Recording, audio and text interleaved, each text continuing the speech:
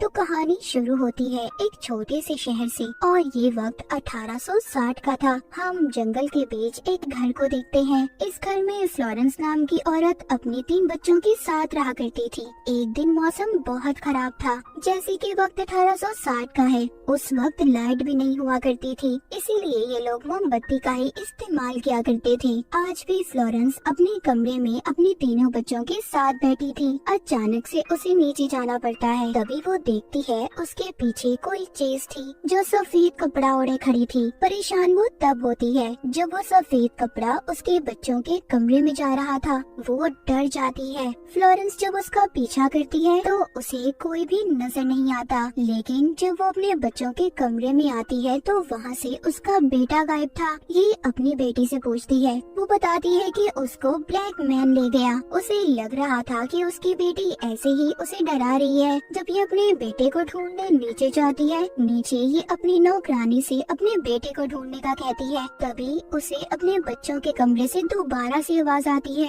जब ये कमरे में जाकर देखती है तो वहाँ पर इसे अपना कोई भी बच्चा नहीं मिलता। ये काफी डर गई थी और पागलों की तरह अपने बच्चों को यहाँ वहाँ ढूंढने लगती है। उसकी नौकरानी उसके पास आती है और बताती है कि उसे उसके बच्चे कहीं पर भी नहीं मिले। तभी फ्लोरेंस को अपने पीछे सफेद कपड़ा नजर आता है। जो भी उस कपड़े के पीछे था वो काफी डरावनी हंसी हंस रहा था। फ्लोरेंस को ऐसा लग रहा था कि ये उसका बेटा होगा जो उसके साथ मजाक कर रहा है, लेकिन जब ये कपड़ा हटाती है तो उधर कोई भी नहीं था। कहानी यहाँ से 3 महीने आगे जाती है। हम एक लेडी को देखती है जो पैरानॉर्मल इन्वेस्टिगेटर थी। भूत प्रेत आत्माओं के बारे में काफी अच्छे से जानती थी और उनसे बात भी कर सकती थी। वो एक आदमी की मदद कर रही थी। उस आदमी का बेटा भी गायब हो गया था। तभी वहाँ पर फ्लोरेंस आती है। वो उस लेडी से मदद मांगती है, पर वो मदद करने से उसे मना कर देती है। फ्लोरेंस ये सुनकर काफी दुखी हो गई थी क्योंकि उसके बच्चे अभी तक नहीं मिले थे।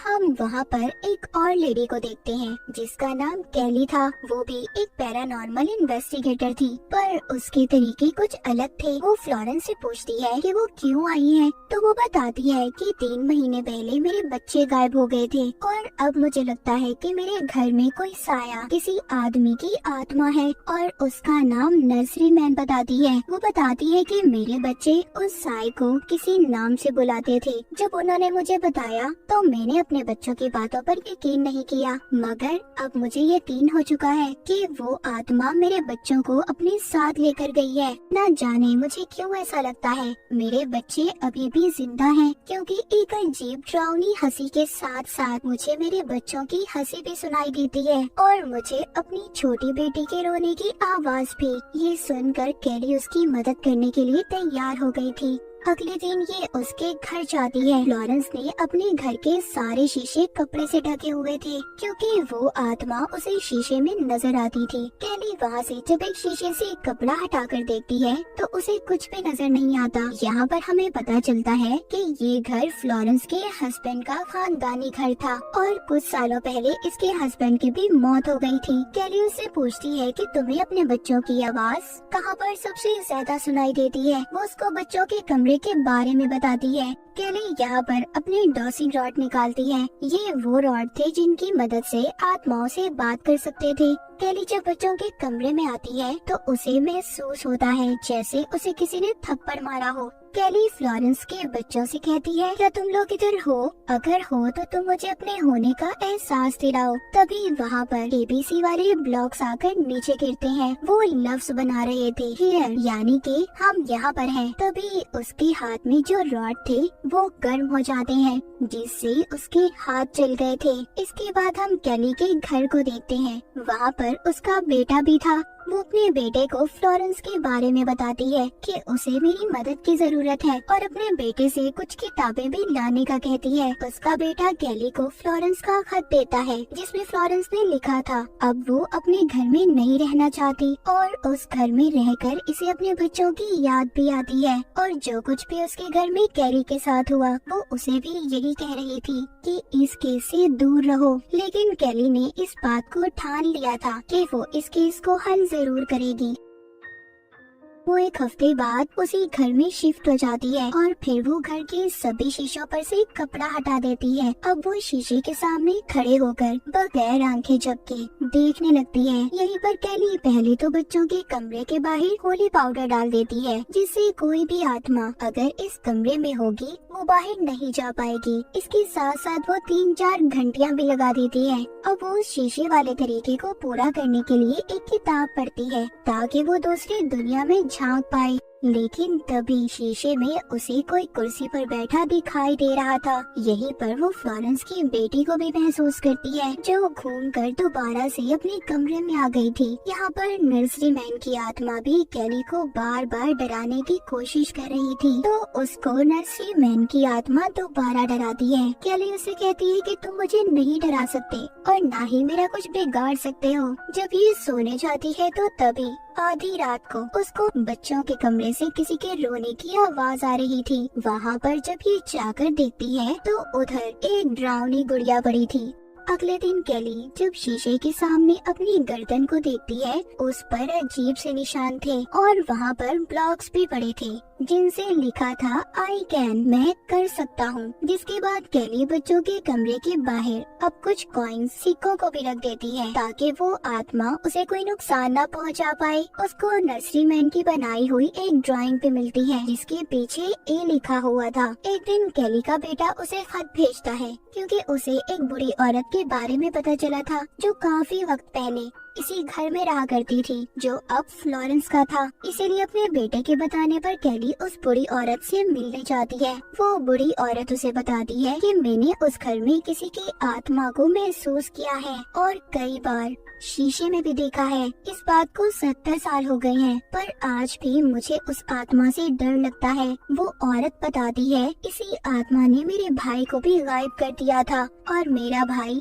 आज तक नहीं मिल पाया, जिसके बाद हमने उस घर को छोड़ दिया, नहीं तो वो मुझे भी मार देता। बातों बातों में कैली के हाथ से नर्सरी मैन की ड्राइंग गिर जाती है जिसे उस बुरी औरत ने पहचान लिया था, क्योंकि इस ड्राइंग को उस औरत के भाई ने ही बनाया था जो गायब हो गया था। वो बताती है कि मेरे भाई ने जब सबको इस बारे में बताना चाहा तो किसी ने भी उसका यकीन नहीं किया। कैली उस बुरी औरत से पूछती है क्या इस आत्मा को रोकने का कोई रास्ता नहीं है? बुरी औरत कहती है नहीं, 7 साल पहले भी मेरे पास एक आदमी आया था जो उसी घर में रहता था और उसके बच्चे भी गायब हो गए थे। वो भी मेरे पास मदद मांगने आया था। और यहाँ पर हमें पता चलता है बुरी औरत जिस आदमी के बारे में बात कर रही थी वो कोई और नहीं बल्कि फ्लोरेंस का हस्बैंड था। फ्लोरेंस के बच्चे तो 3 महीने पहले गायब हुए थे, तो उसका हस्बैंड 7 साल पहले अपने बच्चों के लिए इस औरत के पास क्यों आया था, ये हमें आगे जाकर पता चलेगा। जाते जाते कैली को बुरी औरत एक हैरान कर देने वाली बात बताती है कि